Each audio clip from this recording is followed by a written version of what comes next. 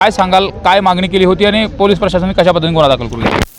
आम्ही 4 तारखेला परभणी इथे मनोज जरांगे पाटलांनी जे धनंजय मुंडे साहेबाबद्दल अपशब्द वापरले, समाजाबद्दल अपशब्द वापरले आणि नाही ते ॲलिगेशन केले जे चुकीचे होते, पुरावा नव्हता.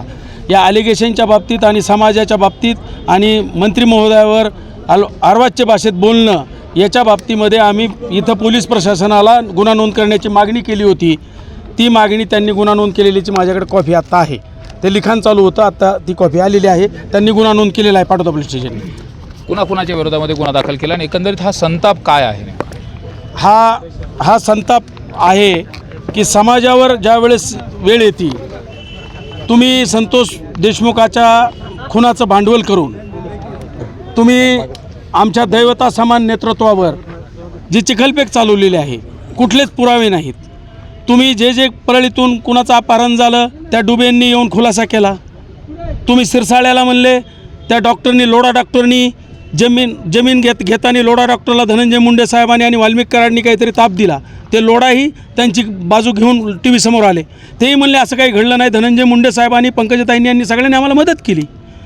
तुम्ही ज्या दिवशी म्हणलात 14 एकरवर म्हणतंय कोण नेमकं हे सुरेश दस म्हणतात, आपल्या रेकॉर्डवर आहे, IBN लोकमतवर आहे. बडे मुद्देमध्ये बोललेत, अनेक बोललेत, त्याचा आका.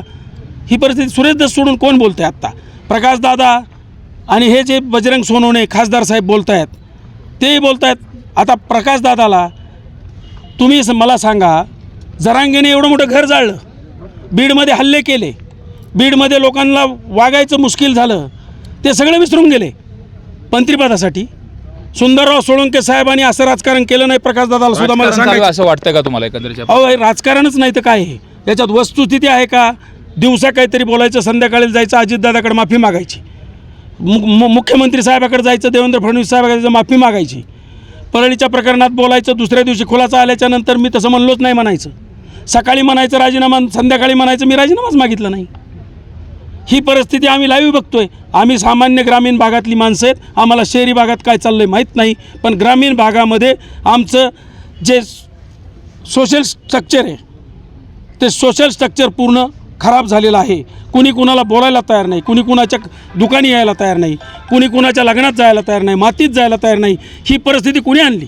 मी आव्हान करतो शिवाजीराव पंडित दादांना, मी आव्हान करतो क्षीरसागर साहेबाला, जयदत्त अण्णाला, मी आव्हान करतो या जिल्ह्यातल्या कारभाऱ्यांना की तुम्ही हे कुठंतरी थांबवा. जिल्ह्याची थांबली पाहिजे. या पद्धतीने परिस्थिती अत्यंत वाईट आहे.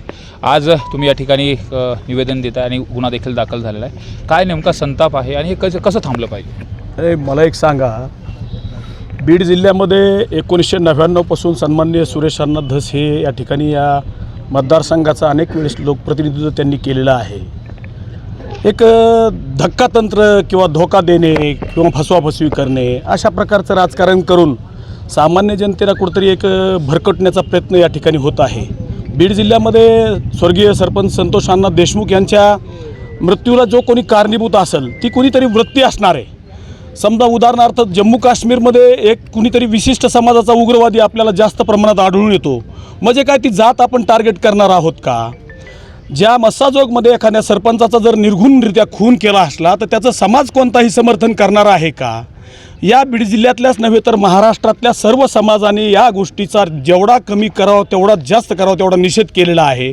मग याच्या आडून जर आपल्याला राजकारणाची पोळी भाजवायची असेल, कुणाला मंत्रिपदाची अपेक्षा असेल, कुणाला कशाची अपेक्षा असेल, तर ही अपेक्षासाठी कुठंतरी एकमेकावर चिखलफेक करून एकमेकाचे मन दूषित करणे आणि वंजारी समाजाच्या संदर्भामध्ये बीड जिल्ह्यातल्या घरात घुसून मारण्याची जी भाषा होत आहे ही कुठंतरी एक संतापाची लाट आहे.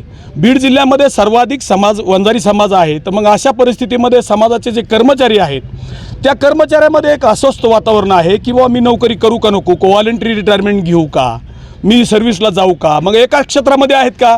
पोलीस दलामध्ये तेवढेच आहेत, संरक्षण दलामध्ये तेवढेच आहेत, शिक्षक दलामध्ये तेवढेच आहेत. आणि हा समाज उच्चभ्रू, सुशिक्षित आणि सुसंवाद, धार्मिक, ज्याला राजकारणाचा अंग आहे आणि धार्मिकसुद्धा अंग आहे. संतश्रेष्ठ भगवान बाबांनी एकरिका पण लेकरं शिका अशा प्रकारची आपल्याला जी शक्ती देऊन गेली, या माध्यमातून हा समाज आज 1 नंबरला शिक्षणामध्ये पुढं चाललेला आहे. आणि जर नोकऱ्यामध्ये पुढं जाऊन 1 नंबरला चालत असेल तर नोकरदारामध्ये भीतीचं वातावरण तयार करण्याला हे कुठंतरी वातावरण थांबलं पाहिजे. मात्र आज एकंदरीत तुम्ही सगळेजण या ठिकाणी आला होतात, पोलीस प्रशासनाला निवेदन देखील दिलं, गुन्हा देखील दाखल झाला. आत्ता नेमकी काय मागणी, ज्या पद्धतीने हे सगळे नेते बेताल वक्तव्य करतायत, जे बोलत आहेत, त्यांनी काय केलं पाहिजे. आणि इथलं जे सामाजिक स्ट्रक्चर आहे, जसं की आता सांगितलं की ते बिघडायला लागले पूर्ण. गावगाड्यातला जो काही ओबीसी आहे, मराठा आहे, हे सगळे अत्यंत एकमेकाकडे खुनशी दृष्टीनं पाहतात. हे थांबवण्यासाठी काय केलं पाहिजे, नेत्यांना काय सांगणार असेल? शेवटी जे लोकप्रतिनिधी आहेत ते सर्व जाती धर्माचे असतात, एकट्या जातीचे नसतात. धनंजय मुंडे साहेबांनी या जिल्ह्यामध्ये राजकारण करताना 18 पगड जातीला घेऊन राजकारण केलेलं आहे. त्यांनी कधीही, आजही पहा, आमच्या समाजाची दुसरी फळी आहे, पहिल्या फळीत सगळे मराठा समाजाचे तरुण आहेत, त्यांना देण्याचं काम धनंजय मुंडे साहेब करतात. आता दमानियाताई बीडमध्ये येतात, काहीतरी चुकीचं वाईन शॉप करतात, वाईन शॉप एक्साईज ऑफिसला जा, तुम्ही म्हणता एकट्या केस शहरात 5 वाईन शॉप आहेत, किती चुकीचं आहे. मीडियाच्या समोर मीडिया ट्रायल चालू आहे काय की काहीतरी चुकीचं पेपर दाखवायचं. आता मी पेपर काढतो आणि यांच्या नावावर एवढी एवढी प्रॉपर्टी, याला काही पुरावा आहे का, आपण बी दाखवतो ते. तर अशा चुकीच्या बातम्यासुद्धा मीडियाने दाखवू नाहीत. आणि समाजाची घडी बसावी याच्यासाठी आता ही जिल्ह्यात तर नाही तर राज्याच्या नेत्यांनी ही बसावा अशी आमची विनंती. नेमकं काय म्हणणं असेल, काय आव्हान काय असेल शेवट एकच आव्हान आहे. मी बीड जिल्ह्यातल्या सर्व जाती धर्मातल्या माणसांना आव्हान करतो, आपण बारकाईने या नेत्यांच्या स्टेटमेंटकडे पहा. आपल्याला सामान्य माणसामध्ये यांना तेढ निर्माण करून स्वतःच्या राजकीय पुळी भाजवायची आहे. याला बळी पडू नका. वंजारी समाज असो, ओबीसी समाज असो, नाही तर ओपनचा समाज असो, आजही आम्ही गुण्यागोविंदाने नांदणारी माणसं आहेत. इथून पुढे आपण गुण्यागोविंदाने नांदावं आणि विनाकारण जे खरं आहे ते खरं आहे. संतोष देशमुखाच्या मारेकरांना फाशी झाली पाहिजे हे मत आमचं पण आहे, आमच्या नेत्याचं पण आहे. म्हणून मी एक सांगल, या जिल्ह्यातल्या सर्व ज्येष्ठ मंडळींना, राजकारणात असतील ते, काल बाबुराव पोटबरे बोलले, अनेक माणसं बोलायला लागलेत. आणि मी सगळ्या सिनियर लिडरशिपला सांगतो, त्याच्यामध्ये बीडची सिनियर लिडरशिप आहे, की आपण पुढे या. आणि या जिल्ह्याची जी बदनामी चालली, या जिल्ह्यात इतके खून झाले, या जिल्ह्यात इतकेच हत्यारं आहेत, या जिल्ह्यामध्ये अमुकच आहे, या जिल्ह्यामध्ये आज अशी परिस्थिती आहे. इंजिनिअरिंगच्या कॉलेजला जे मुलं शिकत आहेत, लातूरला, पुण्याला, त्यांच्या खोलीमध्ये 2 पोरं पश्चिम महाराष्ट्रातले आणि विदर्भातले आहेत, तर बीडचा नको म्हणायला लागली. अशी परिस्थिती तयार व्हायला लागली की मग आम्हाला पार्टनर बीड जिल्ह्यातला नको, बीड बिहारपेक्षाही तुम्ही छबी काय करायला लागलात बीड जिल्ह्याची. हे सगळं नेमकं कोण करतं? मुकुंदराजाची जन्मभूमी कोण आहे सगळं? हे करतायत स्वार्थासाठी राजकीय मंडळी. एक खासदार सुरेशदास अण्णा आणि प्रकाशदादा सोळंके, या 3 जणांनी आणि जरांगे पाटील यांनी ही घडी विस्कटण्याचं काम चालू केलं आहे. तुम्ही सांगा, अंबेजोगाईला योगेश्वरी देवी आहे.